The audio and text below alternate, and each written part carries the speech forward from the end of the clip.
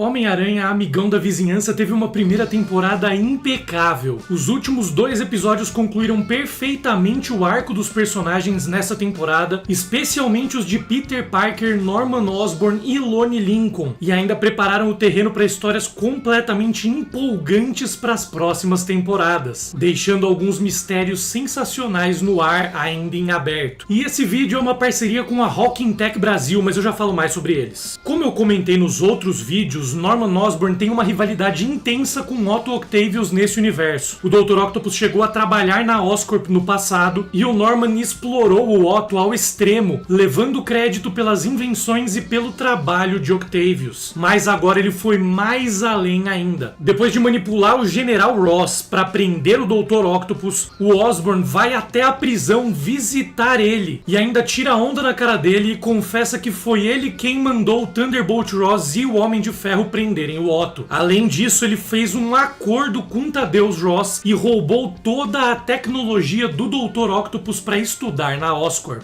Como eu falei no vídeo anterior, o Norman já tinha tentado levar os créditos pelas invenções do Dr. Octopus, mas agora ele literalmente tomou posse de tudo que o Otto inventou sozinho. Lembrando que ele também manipulou o Ross e mentiu pro governo, registrando o Homem-Aranha nos acordos de Sokovia, mas com a identidade do segurança dele, o Jonathan Gallo. E eu expliquei nos outros vídeos o que isso pode significar, o que isso pode gerar pro futuro do desenho. Mas toda essa parada do Norman manipulando o governo e mandando o General Ross e o Homem de Ferro prenderem o Dr. Octopus lembra demais a era do reinado sombrio das HQs, que eu venho mencionando desde o primeiro vídeo sobre essa animação. É o período dos quadrinhos da Marvel quando Norman Osborn se tornou parceiro do governo e assumiu a liderança da SHIELD, dos Vingadores e de todas as equipes de heróis do país. Isso me leva a acreditar que a animação pode seguir um caminho parecido no futuro. Já no MCU, como não tem Norman Osborn na linha do tempo principal, algo que foi revelado em Homem-Aranha Sem Volta pra Casa, eu acredito que quem vai fazer esse papel é o rei do crime, Wilson Fisk. E eu mencionei os acordos de Sokovia aqui, que foi o próprio General Ross que apresentou para os Vingadores no MCU. Na cadeia, antes da visita do Norman, Otto Octavius estava lendo os acordos de Sokovia e reclamando de erros gramaticais. Ao lado dos acordos também aparecem livros sobre direitos civis e direitos federais. Na animação, 117 países ratificaram os acordos de Sokovia. O número de países participantes é exatamente o mesmo no desenho e no MCU. Em Guerra Civil também eram 117 países. Durante a visita do Norman ao Otto na cadeia, ele fala que a Oscorp estava perto de explorar o espaço. A gente viu no episódio 10 as consequências desses experimentos. O Dr. Octopus não foi o único que o Norman explorou. Ele também se aproveitou dos estagiários que ele contratou e fez eles desenvolverem a tecnologia necessária para construir um portal para o espaço. Daqui a pouco eu falo mais sobre isso. Mas isso casa com a fala do Demolidor no episódio 6 pro Homem-Aranha, quando Murdock disse que Norman estava escondendo algo. E essa ideia do espaço não é a única coisa que ele estava escondendo. Além disso, e de falsificar documentos para manipular o General Ross e apreender a tecnologia do Dr. Octopus, o Norman também escondeu outras coisas muito pesadas. Como eu falei no vídeo anterior, a médica tirando o sangue do Homem-Aranha aparecendo em destaque era algo muito suspeito. Agora foi revelado que o Bentley Whitman tinha a missão de estudar o sangue do Peter e tentar replicar o DNA do Homem-Aranha. Isso casa muito com a saga do clone do Homem-Aranha, clássica história das HQs dos anos 90 que introduziu o Aranha Escarlate. Em um determinado momento, o Norman chega até a falar que gostaria de ter uns 100 Homens-Aranha trabalhando para ele. Isso parece uma referência ou à saga do clone ou à saga do Aranha-Verso. Por ele falar de 100 Homens-Aranha, parece mais uma conexão com o Aranha-Verso do que clones. Mas existem as duas possibilidades e algumas pistas estão nas aberturas desses episódios. A última imagem da abertura do episódio 9 recria a capa de Spectacular Spider-Man número 215, mas ao invés de estar com 2 pedaços do traje do Homem-Aranha, o Escorpião aparece com um pedaço da roupa do Homem-Aranha na mão e um pedaço da jaqueta do Loni na cauda, já refletindo a batalha que ele ia ter contra os dois nesse episódio. E por que isso pode ser importante? Exatamente nessa HQ aparece um homem misterioso que depois acabou sendo revelado como Ben Reilly, o clone do Peter na famosa saga do clone. É uma das primeiras aparições do clone do Homem-Aranha, ainda que que isso só tenha sido revelado um tempinho depois. Então a última imagem da abertura do episódio 9 faz uma referência indireta à saga do clone, e pode ser que o Norman use o sangue que tirou do Peter para clonar ele. Isso não é novidade, no próprio desenho clássico dos anos 90 também rolaram histórias envolvendo clones da Mary Jane e do Homem Hídrico, e até o Ben Reilly, o próprio clone do Peter, chegou a aparecer na última temporada. Mas a última imagem da abertura do episódio 10 é uma referência à capa de Amazing Spider-Man Volume 3, número 1, e foi exatamente nessas HQs, em Espetacular Homem-Aranha Volume 3, que começou a história original do Aranhaverso das HQs. Então uma das aberturas faz referência à saga do clone e a outra ao Aranhaverso, para deixar bem em aberto esse futuro. E também pode ser que rolem as duas coisas, quem sabe. Aliás, essa HQ homenageada na abertura do episódio 10 faz parte do arco dos quadrinhos chamado Parker Luck, que é o mesmo nome do episódio 2 da própria animação. E o episódio 10 revisitou o primeiro episódio, rolou Viagem no Tempo. A gente já fala sobre isso, mas é importante lembrar que no primeiro episódio, a aranha que picou o Peter depois subiu em outra pessoa misteriosa. Nas HQs isso aconteceu com a Cindy Moon, a Teia de Seda, que foi picada pela mesma aranha que picou o Peter no mesmo dia. E ela foi uma personagem extremamente importante na saga do Aranhaverso. Mas se prestar bastante atenção, as roupas da pessoa que a aranha escalou parecem ser roupas masculinas, aí já seguindo mais a linha da saga do clone. Enfim, as duas possibilidades estão muito abertas. E o clone do Homem-Aranha também participou do Aranhaverso.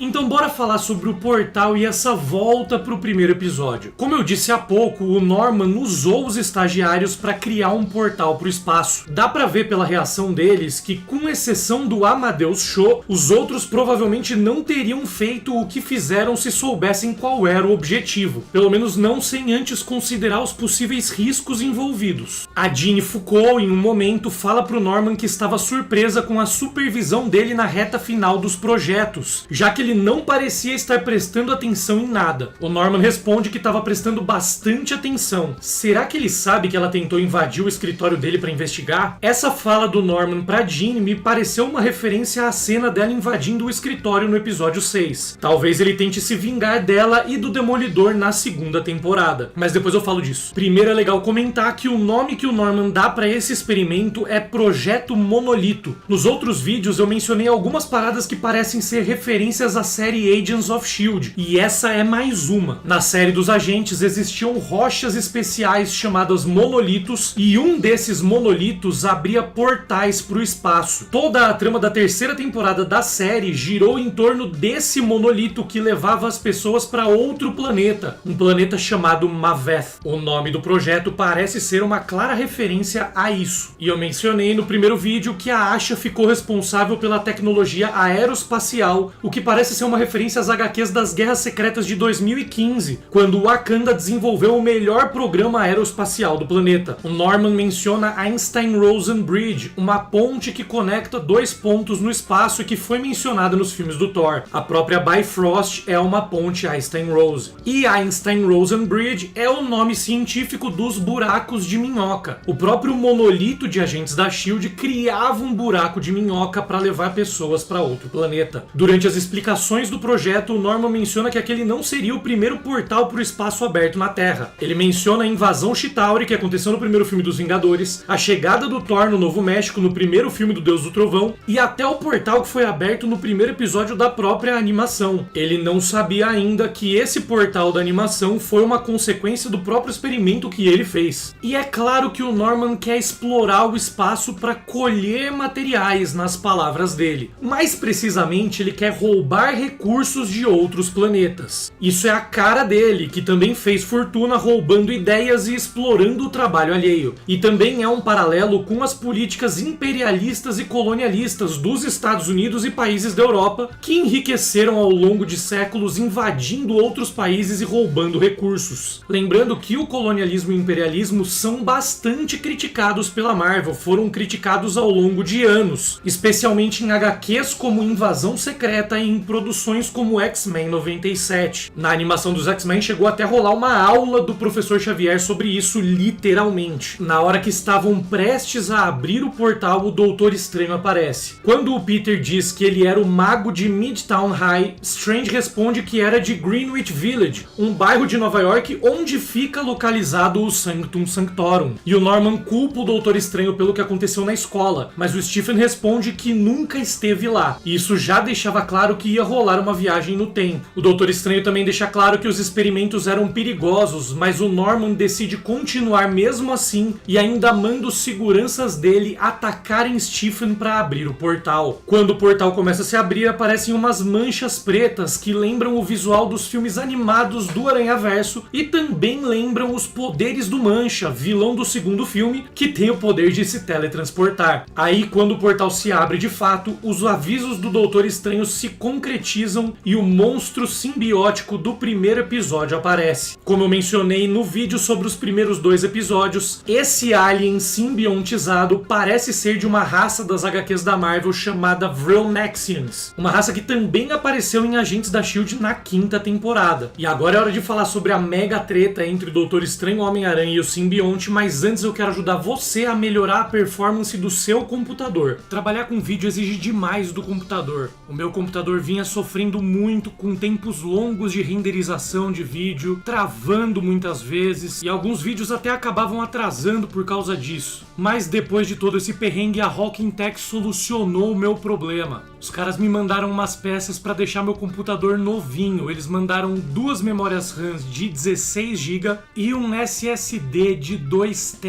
E agora meu computador tá muito mais rápido e muito mais potente. Então se você gosta de mexer com vídeo, se você gosta de jogar games no computador ou no notebook, ou simplesmente se você quer economizar horas todos os dias com um computador ou um note muito mais rápido, dá uma olhada nos produtos da Hawking Tech, que os produtos são excelentes, com um custo bem acessível, e tem um link aqui no vídeo para vocês conhecerem mais sobre a Hawking Tech e os produtos deles para computador e notebook. E bora falar da batalha. Durante a treta, o Doutor Estranho acaba acidentalmente usando a Joia do Tempo e vai parar no passado com um monstro, recriando a cena do primeiro episódio de quando o Peter ganhou poderes. Isso gera um paradoxo de Bootstrap, um conceito que já foi mostrado algumas vezes na Marvel. O sangue do Homem-Aranha, estudado pela Oscorp no presente, criou a aranha modificada geneticamente que picou o Peter no passado e deu poderes para ele. Um dos exemplos clássicos do paradoxo de Bootstraps nas HQs acontece durante a saga dos Vingadores chamada Kang War One. Nessa história, Sam Wilson, o Capitão América e líder dos Vingadores na época, volta no tempo para recrutar os Vingadores originais para parar Kang o Conquistador. E durante essa treta, Sam solta o bordão clássico Vingadores Avante. Os Vingadores originais então aprenderam o bordão clássico com o Sam, que tinha aprendido com os Vingadores originais. Mas é importante mencionar aqui que a origem do Homem-Aranha nesse universo não é igual à origem dele na realidade principal do MCU. Na Terra 616, seguindo a cronologia, o Doutor Estranho ainda não tinha poderes nessa época. Além disso, o Norman Osborn e a Oscorp não existem na realidade principal, então não tem como a origem dos poderes do Homem-Aranha ter sido a mesma no MCU do que nessa animação. Apesar de serem realidades com muitas semelhanças, também tem muitas diferenças e essa é uma delas. Enfim, voltando para a história, durante a treta do Homem-Aranha e o Doutor Estranho contra o simbionte, a gente vê em um momento vários animais que tinham sido mencionados pela Doutora Connors nos episódios da semana passada, quando ela disse que o Norman estava transformando o lugar em um zoológico. Aparece uma iguana que mostra que a Connors pode passar por experimentos envolvendo répteis, a aranha que picou o Peter e deu poderes para ele também, um rato que talvez seja uma referência ao Ratos, um dos vilões da última caçada de Kraven, uma das histórias mais tradicionais do Homem-Aranha nas HQs de todos os tempos, e também uma cobra, mais pistas de experimentos com répteis. Quando o monstro invade a Oscorp, o Norman fala que não tinha a intenção de causar aquilo. Tony Stark também não teve a intenção de criar o Ultron, mas acabou criando. E o próprio Norman chegou a criticar a criação do Ultron nessa animação. Isso lembra uma frase do Dr. Franklin Hall, um cientista em Agentes da S.H.I.E.L.D., criticando encontrando outros cientistas que faziam experimentos perigosos sem pensar nas consequências. Durante a batalha também, o Peter se apresenta para o Doutor Estranho como Homem-Aranha. Isso é uma referência à Guerra Infinita, quando ele se apresentou como Peter e depois corrigiu para Homem-Aranha. E claro, no fim do último episódio tem mais uma referência a essa cena também, mas eu já falo sobre isso. Durante a luta, o Doutor Estranho usa a Joia do Tempo para reverter um ataque do simbionte, algo que ele já fez algumas vezes no MCU e até no primeiro episódio da própria animação. E em um determinado momento, o Doutor Estranho abre um portal para a Dimensão Negra com a intenção de jogar o simbionte lá. Isso é uma referência ao desenho clássico do Homem-Aranha dos anos 1990, quando o Venom e o Carnificina ficaram presos na Dimensão Negra junto com Dormammu no episódio 11 da terceira temporada. Essa foi a última vez que os dois personagens, o Venom e o Carnificina, foram vistos naquela animação. O monstro simbiótico, em um momento de raiva, meio que explode e solta vários tentáculos para todas as direções. Isso parece ser uma referência ao golpe chamado Venom Blast no jogo Homem-Aranha 2 para PlayStation 5. E em outro momento, o simbionte pega uma barra de ferro para atacar, mas o Homem-Aranha arranca a barra da mão dele usando as teias e arremessa de volta nele, o que também parece ser uma referência aos jogos de PlayStation, nos quais o Homem-Aranha faz exatamente isso para desarmar bandidos que estão atacando à distância. Aí aparecem vários simbiontes no portal. Ao que tudo indica, esse portal abriu passagem para Clintar, o planeta de origem dos simbiontes nas HQs, e também onde fica a prisão de Knull, o deus dos simbiontes, que apareceu no terceiro filme do Venom no ano passado. Para fechar o portal, o Homem-Aranha usa as teias e puxa com toda a força que consegue, um recurso clássico do personagem que já apareceu em cenas memoráveis, como a dele tentando parar o trem em Homem-Aranha 2 do Tobey Maguire, ou tentando salvar a Balsa em Homem-Aranha de Volta ao Lar. No fim, ele consegue destruir o portal, mas um pequeno pedaço do Venom fica para trás. Essa cena é uma referência ao que aconteceu no próprio MCU em Homem-Aranha Sem Volta para Casa, quando Ed Brock foi sugado de volta para a própria realidade, mas um pedaço do simbionte ficou para trás. E esse pedaço de simbionte foi encontrado por Norman Osborn no fim do último episódio. Isso também parece ser uma referência aos jogos do Homem-Aranha de PlayStation, quando o Norman estudou o simbionte e usou para curar o Harry de uma doença terminal, o que fez o próprio Harry virar o Venom naquela realidade. E voltando para a parada do Norman confiscando toda a tecnologia do Dr. Octopus. Nas HQs, durante o Reinado Sombrio, o Norman fez exatamente a mesma coisa com Tony Stark. Ele chegou até a começar a vestir uma das armaduras do Homem de Ferro e se tornou o Patriota de Ferro. Como eu falei no vídeo passado, o plano da gangue da Rua 110 era tomar a tecnologia do Dr. Octopus para equilibrar a batalha contra os escorpiões, mas dificilmente eles iam conseguir porque a tecnologia já estava sendo confiscada. Lembrando que tinha um caminhão da DODC na cena do Homem de Ferro capturando o Dr. Octopus. Quando o Lone e os outros chegam no esconderijo de Otto Octavius, a polícia já estava agindo para confiscar tudo. Então eles acabam precisando improvisar e atacam o caminhão na esperança de conseguir roubar a tecnologia. Nessa cena, o Homem-Aranha aparece em ação com o traje clássico azul e vermelho pela primeira vez na animação. Durante a perseguição, eles causam um acidente e quase que a Nico Minoru vai de arrasta para cima. Ela tenta se proteger de alguma forma usando o colar místico dela, mas o Homem-Aranha chega bem na hora para salvar ela e parar o caminhão, igual quando ele impediu o carro de colidir com o ônibus no primeiro episódio. Para tirar a Nico da zona de perigo e levar ela para longe da treta, ele pega ela nos braços e sai soltando teias até um beco. A Nico gritando desesperada enquanto o Homem-Aranha leva ela para longe é uma referência a MJ nos filmes do Tom Holland. Lembrando que nos filmes do Andrew Garfield e do Tobey, os interesses amorosos deles se amarravam no passeio com as teias, mas a MJ do Tom Holland se desesperava nessas situações, o que é totalmente plausível. O Homem-Aranha volta e fala que levou teia suficiente para todos os capangas da gangue da 110. Ele claramente aprendeu com o erro do episódio 7, quando o fluido de teia acabou e ele passou por sérios apuros por conta disso. Mas os membros da gangue dos escorpiões aparecem para interromper o trabalho do cabeça de teia. Os membros da 110 aparecem de fundo nessa cena, se livrando das teias com maçaricos, o que não me parece nada seguro. Ao ver o escorpião que derrotou ele brutalmente no episódio 7, o Homem-Aranha acaba tendo uma pequena crise de pânico, também totalmente compreensível. invencível. Ele quase morreu nas mãos do Gargan, aquilo foi traumatizante para ele. O Escorpião ataca com muita violência mais uma vez e quase mata o Big Dom. Aí o líder da gangue da 110 finalmente percebe o tamanho do problema e sai vazado. Ele mete o pé e abandona os parceiros, tomando uma ré dos escorpiões. É assim que o Lone assume de vez a liderança da gangue, algo que já estava sendo preparado nos episódios anteriores. Sempre lembrando que o Lápide é, de fato, o líder da gangue da Rua 110 nas HQs. Como a situação estava grave para 110, o Lone decide entrar no caminhão atrás de uma tecnologia que pudesse ajudar a equilibrar a batalha. Aí ele é atingido por um gás e fica com a pele invulnerável. Nas HQs ele também ganhou poderes depois de um acidente com gás. E quando Norman Osborn aparece estudando a tecnologia do Dr. Octopus, dá pra ver que o frasco de gás era chamado de Diox 3, que é exatamente o mesmo gás que deu poderes pro Lápide nos quadrinhos. Aliás, é legal mencionar também que no fim do último episódio, dá pra ver que tem algumas manchas cinzas começando a aparecer na pele do Lone, o que também já indica que com o tempo o personagem vai começar a ganhar a aparência mais parecida com a das HQs. Ele também aparece falando com a mãe no telefone e dizendo que estava interessado em trabalhar na Web, a nova empresa do Harry, mas isso é estranho porque o nome dele não estava na lista de recrutamento. Então fica mais um mistério sobre como ele descobriu sobre a empresa. De toda forma, provavelmente essa parada de falar que estava querendo trabalhar na Web é só uma desculpa que ele vai usar para enrolar a mãe enquanto estiver sumido, enquanto estiver de rolê com a gangue. Também é importante notar que ele jogou fora a jaqueta do time de futebol americano da escola. Ele largou tudo de vez. Aliás, a gente descobre no começo do episódio 10 que sem o Lone a equipe começou a perder também. É um detalhe legal que eles jogam nessa história. Enfim, voltando pra treta, o Escorpião faz mais referências nesses episódios ao fato de que escorpiões são predadores naturais das aranhas, assim como no episódio 7. E em um momento ele pergunta se o traje do Homem-Aranha vinha com instruções, uma clara referência a Homem-Aranha de Volta ao Lar, quando o traje dado por Tony Stark tinha instruções e até uma fase de treinamento. E o Homem-Aranha acaba se unindo ao Lone para enfrentar o Escorpião. Também não é nenhuma novidade, o Homem-Aranha já precisou da ajuda de inimigos e rivais em diversas ocasiões para derrotar outros inimigos mais poderosos. No desenho clássico, por exemplo, ele e o Homem de Ferro tiveram que se aliar com o Venom para derrotar o Carnificina, o Barão Mordo e o Dormammu. Aliás, no desenho clássico ele já teve até que se aliar com o Rei do Crime para salvar o próprio casamento dele com a MJ, que estava sendo atacado. Quando o Lone sai do caminhão, ele pega um bastão para atacar o Escorpião. Esse é exatamente o mesmo bastão que o Dr. Octopus usou no episódio 8 para atacar os agentes da SWAT no esconderijo dele. E é nesse momento que ele descobre que ficou com a pele invulnerável depois do ataque do Escorpião. Também tem uma cena do Lápide arremessando o Homem-Aranha no Escorpião durante essa parceria temporária entre os dois, que lembrou o clássico Fastball, o ataque conjunto do Colossus e do Wolverine. E no fim dessa luta entre os três, o Homem-Aranha acaba se lembrando das palavras do Norman Osborn e perde a linha. Ao alterar uma única palavra na frase clássica e falar que com grandes poderes vem grande respeito, o Norman alterou completamente o sentido da frase. Essa única palavra diferente na lição é exatamente a diferença entre um herói e um vilão. Quem vive atrás de poder e respeito sempre acaba se perdendo, mas quem é responsável e usa o poder que tem com sabedoria acaba salvando os outros e servindo de bom exemplo. A diferença entre um herói e um vilão normalmente tem a ver com as prioridades. Os vilões sempre são egoístas e só pensam neles próprios, na busca por poder, por respeito, por dinheiro, enquanto os heróis são empáticos e pensam sempre nos outros. Eles sempre colocam o interesse coletivo acima dos interesses individuais. Isso foi refletido muito claramente em uma frase do próprio Howard Stark pro Tony Stark em Vingadores Ultimato. E o Lone acaba interrompendo o ataque irracional do Homem-Aranha, que ia acabar matando o Escorpião. Isso é claramente uma referência ao Homem-Aranha Sem Volta pra Casa, quando o Peter do Tom Holland quase matou o Duende Verde, mas foi impedido pelo Peter do Tobey Maguire. E também é uma referência ao clássico das HQs da morte da Gwen Stacy, quando o Homem-Aranha, tomado pela raiva, quase matou o Duende Verde também, mas percebeu que aquele era um caminho sem volta e parou o próprio ataque.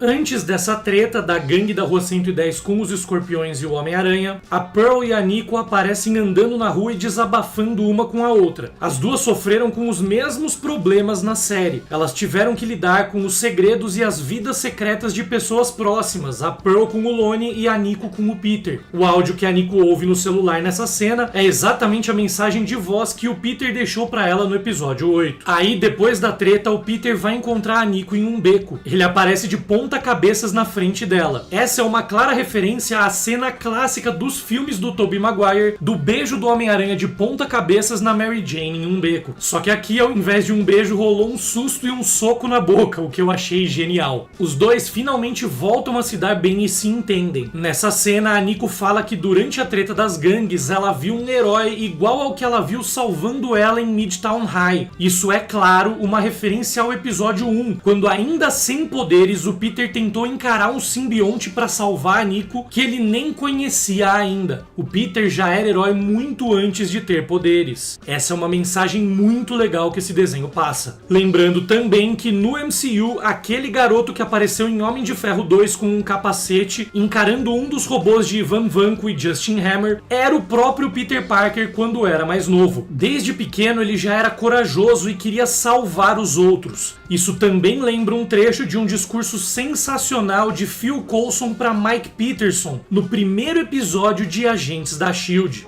They're not heroes because of what they have that we don't. It's what they do with it. Nessa cena do beco, a Nico e o Peter combinam de não guardar mais segredos um do outro. Mas a Nico acaba sendo um pouco hipócrita aqui, porque ela também tem um segredo, um envolvimento com as artes místicas que ela tá guardando do Peter. Provavelmente em temporadas futuras o Peter vai descobrir isso, e isso pode ser motivo para mais um conflito entre os dois. Depois, no episódio 10, com a amizade restabelecida, a Nico percebe que o Peter ia chegar atrasado na aula porque ele estava enfrentando ladrões como Homem-Aranha, então ela enrola e cobre pra ele, fazendo uma apresentação longa pra dar tempo do Peter chegar. E claro, o Peter chega com o diorama que ele fez caindo aos pedaços, porque ele teve que ir com pressa pra aula usando as teias, e o diorama de papelão não resistiu no caminho. Mas mesmo com o diorama caindo aos pedaços, a apresentação foi boa e eles conseguiram uma nota alta. Agora que a Pearl, que é paixão do Peter, terminou com o Lonnie e se aproximou mais do próprio Peter, o caminho tá se formando para um possível relacionamento entre os dois. Tem alguns detalhes muito interessantes nessa primeira temporada já apontando para esse caminho. No episódio 7, a Pearl falou pro Peter nunca mudar, mas ela falou meio pra dentro, meio que pra ele não ouvir, com um sorrisinho e um olhar de admiração. Isso já era uma pequena pista de que ela podia estar desenvolvendo algum tipo de sentimento por ele. Agora, no episódio 10, ela chama ele de Peter e não de Petey, como ela costumava chamar. Isso indica que ela deixou de ver ele como uma criança que ela tomava conta no passado e passou a ver ele com outros olhos. Sendo parceiro dela nas aulas, fazendo trabalho junto, como já está acontecendo, a tendência é eles se aproximarem cada vez mais.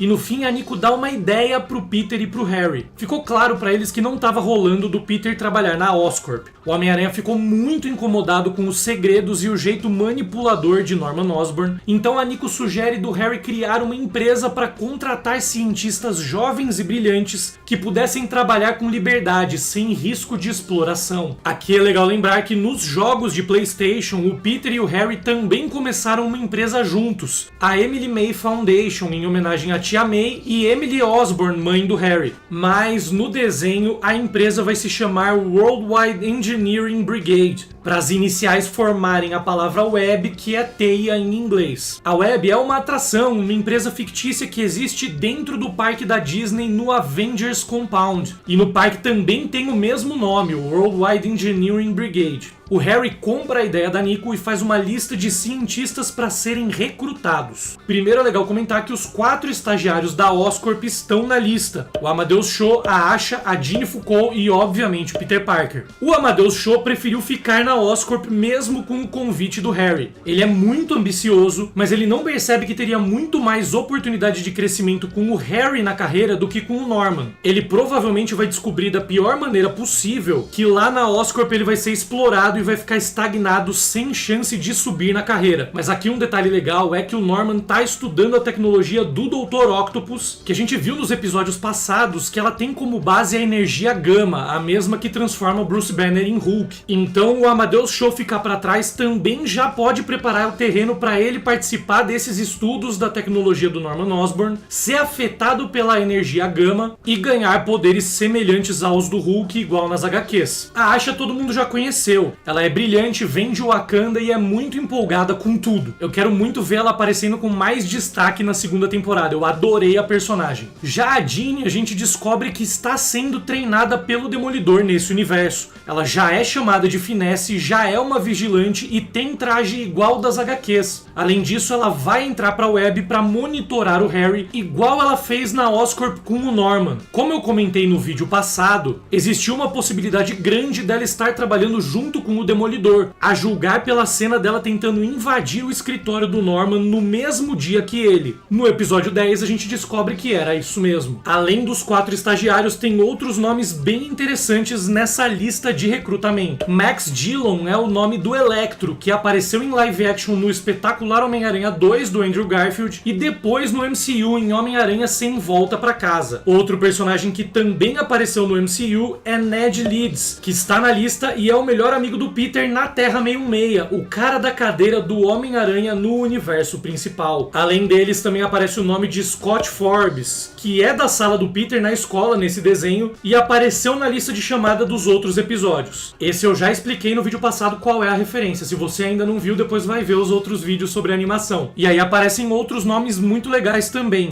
Leanne Dufour é uma diretora de arte que fez trabalhos para Disney. Ty Miranda é uma personagem cientista das HQs da Vespa que trabalha nos laboratórios PIN, é uma pessoa com deficiência física e usa cadeira de rodas. A Ty já cruzou com a própria Jean Foucault nas HQs e até foi derrubada da cadeira de rodas por ela. Ela também já namorou Robbie Reyes, a versão do motoqueiro fantasma de Agents of S.H.I.E.L.D. Priya Agarwal também é uma cientista que vem das HQs da Vespa e acaba ganhando poderes relacionados com a botânica. Ela tem o poder de controlar plantas e acelerar o crescimento delas. Aí tem outro nome que é Benjamin Anders, que é outro diretor de arte que também fez trabalhos para Marvel. Outro nome interessantíssimo é o de Tiberius Stone. Esse personagem nas HQs fundou uma empresa chamada Alchemax junto com o filho do Harry Osborn. A Alchemax é uma empresa importante dos quadrinhos da Marvel e do Homem-Aranha. Tiberius Stone é um cientista e amigo de infância do Tony Stark nas HQs que depois virou rival. E além de tudo isso, na Terra 928 ele também é avô de Miguel O'Hara, o Homem-Aranha 2099. Já Kiden Nixon é uma personagem das HQs da X-23, que inclusive participou de um arco da própria X-23 nas HQs chamado No Way Home, Sem Volta Pra Casa. Outro nome que aparece é o de Ripley Ryan, que é uma personagem das HQs conhecida como Star. Ela fez parte dos Thunderbolts do Rei do Crime quando Wilson Fisk era prefeito de Nova York e montou uma versão nova da equipe, algo que aparentemente a gente vai ver em breve no MCU também. Também aparece o nome de Diane Jenkins. Essa é uma personagem que apareceu apenas uma vez nas HQs. Diane criou um vídeo fake que acabou viralizando, revelando a identidade secreta da Mulher-Aranha como se fosse ela. Isso atraiu a atenção da própria Mulher-Aranha verdadeira, a Jessica Drew, e a garota também começou a ser perseguida pela Hydra e acabou morrendo por conta disso. Bom, quem acompanha o canal sabe que a Jessica Drew é a minha personagem preferida da ala feminina, né? O personagem preferido é o Wolverine. Será que o nome dessa Diane Jenkins na lista pode ser uma pista de uma aparição da Jessica Drew na segunda temporada? Por favor, Dona Marvel, nunca te pedi nada, hein? Traz a Mulher-Aranha pro desenho. Lembrando também que na invasão secreta das HQs, a Rainha dos Skrulls tomou o lugar da própria Jessica Drew na Terra. E o reinado sombrio do Norman Osborn começou quando ele matou a Rainha dos Skrulls e parou a invasão alienígena. Eu gostaria demais de ver isso na animação. E ainda tem 3 outros nomes nessa lista. Um é Adam Rodney. Não sei se pode ser uma referência, mas existe um personagem chamado Rodney Adams nas HQs da Marvel, que só teve uma aparição também. Eu acho que não é referência porque ele apareceu em uma HQ de 1946 e que obviamente não tinha nada a ver com Homem-Aranha porque o personagem nem existia ainda. Amy Choi, outro dos nomes, pode ser uma referência a uma designer de mesmo nome que trabalha com animação